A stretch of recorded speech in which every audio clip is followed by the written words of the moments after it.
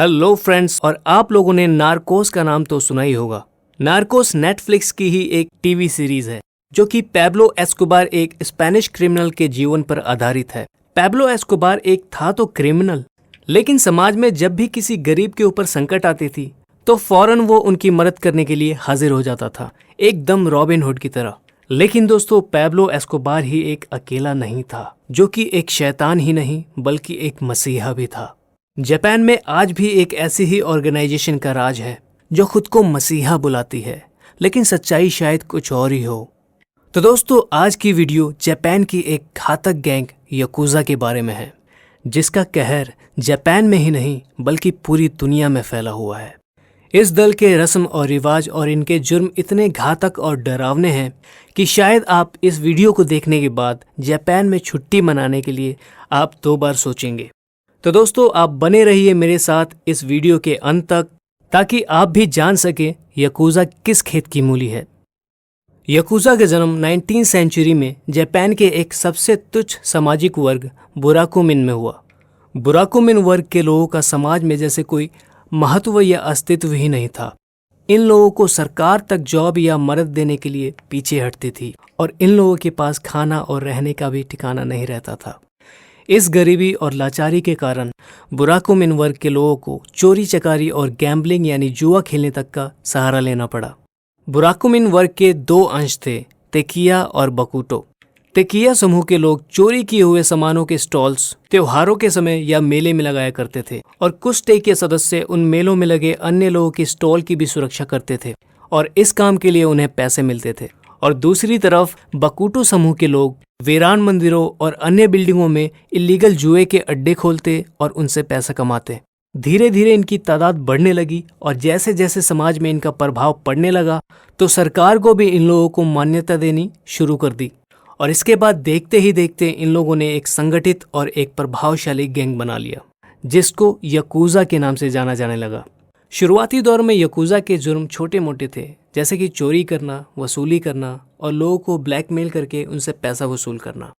लेकिन धीरे धीरे उनका जुर्म उनके बल और उनकी तादाद के साथ बढ़ता चला गया। जहां पहले याकुजा सिर्फ छोटे मोटे स्कैम में शामिल रहते थे, वहीं वे बाद में ड्रग्स के कारोबार, वैश्यों के कारोबार, स्टॉक मार्केट स्कैम और रियल एस्टेट स्कैम के बड़े बड़े जुर्मों में भी शामिल होने लगे, जिससे उनके प्रति लोगों में भी खौफ बढ़ने लगा। और चिंता की बात तो ये थी कि सरकार भी याकुजा के साथ मिली हुई थी और उनके कारनामों पे कोई भी एक्शन नहीं लिया करती थी। याकुजा के सदस्य खुद को एक परिवार समझते हैं, और इस परिवार में शामिल होने के लिए सदस्यों को एक बहुत ही दर्दनाक रस्म और रिवाजों से गुजरना पड़ता है। हर नए सदस्य को कोबून यानी बच्चे का टैग मिलता है, और उस सदस्य के बॉस को ओयाबोन यानी आश्रय देने वाला बोला जाता है। जब किसी सदस्य का दीक्षा संस्कार यानी इनिशिएशन होता है, तो उनको अपने ओयाबोन के साथ बैठकर एक जापानी मदिरा साकी पीनी होती है। हर ओयाबोन अपने नए कुबून को एक मिट्टी के गिलास में बहुत थोड़ी सी साकी सर्व करता है, और अपने खुद के गिलास को काफ़ी ऊपर तक साकी से भर लेता है। गिलास में साकी की अधिक मात्रा उसके ऊंचे पद यानी उसके पोजीशन का प्रतीक होता है।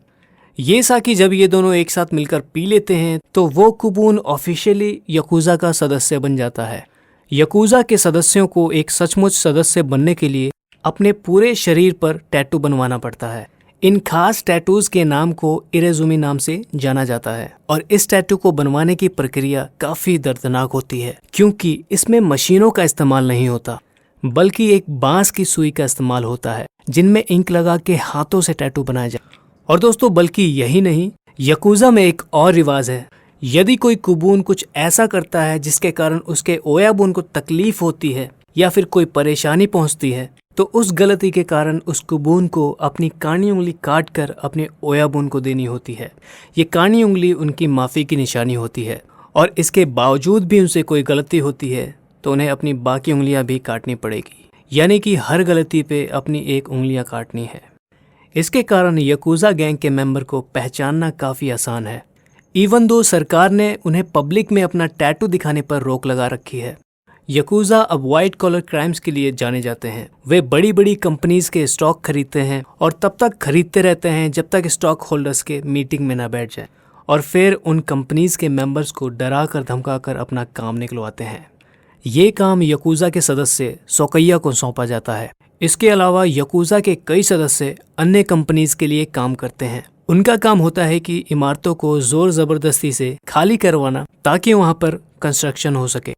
और दोस्तों सिर्फ यही नहीं, जापान में मैच्योरिटी ट्रैफिकिंग के केस के भी जिम्मेदार यकूज़ा ही होते हैं। और इन जुर्मों के शिकार सिर्फ जापानी लड़कियां ही नहीं बल्कि अन्य देशों की लड़कियां जैसे United states, north Korea, China और कोलंबिया जैसे देशों की लड़कियां बनती हैं।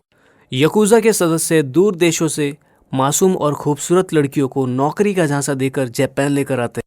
और जब उन लड़कियों को पता चलता है कि उन्हें किस काम के लिए वहां पर लाया गया है, तब उनके पास ना तो पैसा रहता है और ना कोई रहने का ठिकाना, और जिस कारण उन्हें अपने यकूज़ा बॉस के लिए वैश्य बनना पड़ता है। लेकिन सबसे ज्यादा पैसा और मुनाफा यकूज़ा को उनके ड्रग्स के कारोबार से मिलता है। हर वो इलीगल ड्रग, चाहे वो केमिकल से बना हो या फिर नेचुरल, जिसका भी नाम आप जानते हो, उनका कारोबार राष्ट्रीय और अंतर्राष्ट्रीय स्तर पर यकूज़ा करता है। जापान में यकूज़ा के 4 सबसे बड़े ग्रुप पूरे देश पर राज करते हैं। इन ग्रुप्स के नाम हैं यामागुची-गुमी, सुमियोशी काय, इनागावा काय और एजुकुतेत्सु काय।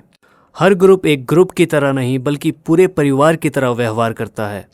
इन ग्रुप्स के भी कई अंश हैं जो कि पूरे देश में फैलकर कारोबार करते हैं। तो दोस्तों ये सारी बातें आप सुनकर के सोच रहे होंगे कि ये लोग आखिर मसीहा कैसे हुए। तो बात यह है कि 2007 में जापानी सरकार ने यकूज़ा से तंग आकर कुछ ऐसे कानून लिखे जिससे कोई भी यकूज़ा का सदस्य किसी तरह का कारोबार ना कर सके या फिर किसी कंपनी का हिस्सा ना बन सके। और इन कानूनों के कारण यकूज़ा का शासन काफी हद तक खत्म होने लगा। अपनी ताकत पर पकड़ बनाए रखने के लिए यकूज़ा ने समाज सेवा शुरू कर दिया। और 2011 में जापान में आए सुनामी के समय सरकार से पहले यकूज़ा ने अपने आदमियों को भेजकर पीड़ित लोगों तक खाना, पानी और कपड़ों की व्यवस्था करवाई। और इतना ही नहीं बल्कि बेघर लोगों को उनके रहने के लिए भी व्यवस्था करवाई। और यकूज़ा कहते हैं वो ये समाज सेवा अपने निन्क्यो कोड को पालन करते हुए करते हैं। उनका निन्क्यो कोड ये कहता है कि एक यकूज़ा का सदस्य कभी किसी मुसीबत में पड़े इंसान को तंग नहीं करेगा बल्कि उसको वो हर मदद देगा जिससे उसकी परेशानी दूर हो सके। जापान में हर जुर्म सिर्फ यकूज़ा के कारण ही होता है। बाकी चोर और अपराधी यकूज़ा के इलाके में कदम भी नहीं रख सकते, क्योंकि पुलिस से ज़्यादा उन्हें इस बात का डर लगता है कि अगर यकूज़ा को गुस्सा आया तो वो उनका बुरा हाल कर देंगे। हर वो समाज जिनको बॉयकॉट या बेघर कर देते हैं वो यकूज़ा के पास आते हैं और जहां उनका पूरे जोश के साथ स्वागत होता है।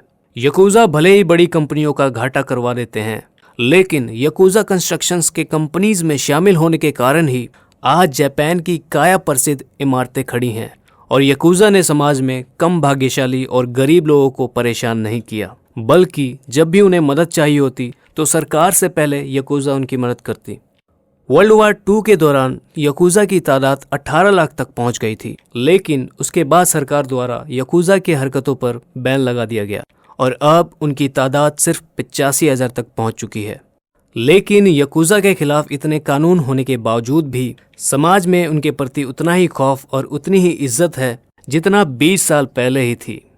यकूज़ा जापान के अमीरों के लिए गैंगस्टर हैं, लेकिन गरीबों के लिए सरकार से भी बढ़कर एक मसीहा है। वो और उनके ऑपरेशंस सही हैं या गलत, कोई भी इसका एक सही जवाब नहीं दे सकता। तो दोस्तों अगर ये वीडियो आपको पसंद आई तो प्लीज़ इसे लाइक और शेयर करना ना भूलें। और इसी तरह से और भी वीडियोस देखने के लिए आप हमारे चैनल को सब्सक्राइब कर सकते हैं और नीचे दिए हुए बेल आइकन को प्रेस करना ना भूलें। So guys, thanks for watching. जय हिंद।